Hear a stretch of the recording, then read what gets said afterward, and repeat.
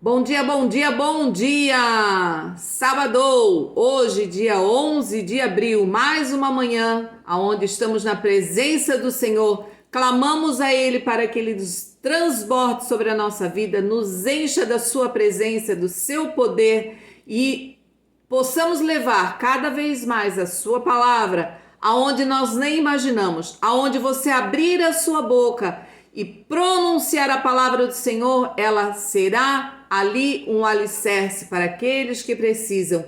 E esse alicerce será firme, forte, fortalecido, porque o Senhor é com cada um daquele que se achega a Ele e pede socorro, e Ele socorre.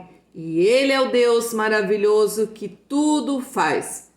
Atos 2, o capítulo 2, o versículo 2 que nós vimos ontem foi o derramar do Espírito Santo sobre os discípulos.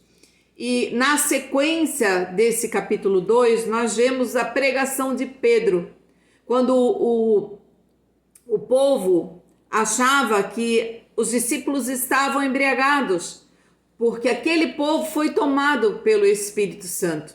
E aí começaram a dizer: como? Uma hora dessa da manhã já estão aí bêbados, cambaleando, falando coisas que ninguém entende. E Pedro fala: não, isso é mister que aconteça para que a profecia, para que o que Deus proclamou, que viria através da entrega do seu Filho amado, após a crucificação, nós pudéssemos ser batizados com o Espírito Santo e receber graça e poder. E Pedro fala: não, não, não.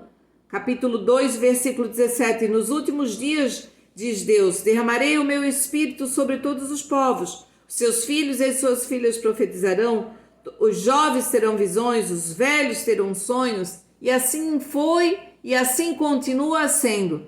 Mas o que eu quero trazer hoje está lá no versículo 39, capítulo 2 de Atos, versículo 39, que diz: pois a promessa é para vocês, para os seus filhos e para todos os que estão longe, para todos quantos o Senhor, o nosso Deus, chamar.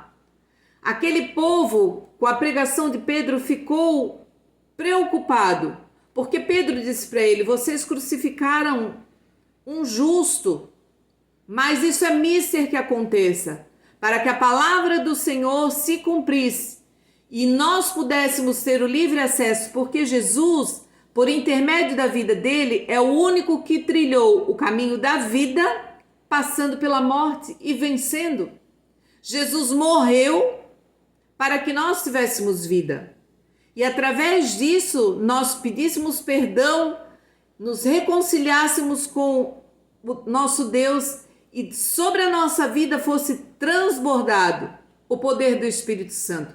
E Pedro alerta aquele povo: vocês fizeram algo mal, mas não tenham medo. Se vocês se arrependerem dos caminhos maus de vocês, se vocês se arrependerem, pedirem perdão ao Pai, Ele transbordará sobre vocês a graça e o perdão. E foi o que aconteceu. E naquele dia, capítulo 40, versículo 40, perdão, com muitas outras palavras os advertia e insistia com eles: salvem-se desta geração corrompida.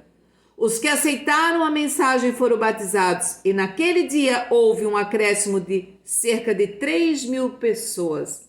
3.000 pessoas pediram perdão ao Senhor e foram cheias do Espírito Santo. Receberam poder e graça. Hoje, quando nós vemos na rede social muitas pessoas se unindo nas praias, nos campos, em todos os lugares, clamando ao Senhor, ali existe o poder, ali existe e continuará existindo o derramar do Espírito Santo. Que nessa manhã nós possamos pedir perdão ao Senhor pelos nossos erros e pecados e que possamos ser alcançados pelo Espírito Santo e muitas pessoas ainda possam ser alcançadas, como foi no dia de Pentecostes e será hoje e sempre. Em nome de Jesus, amém.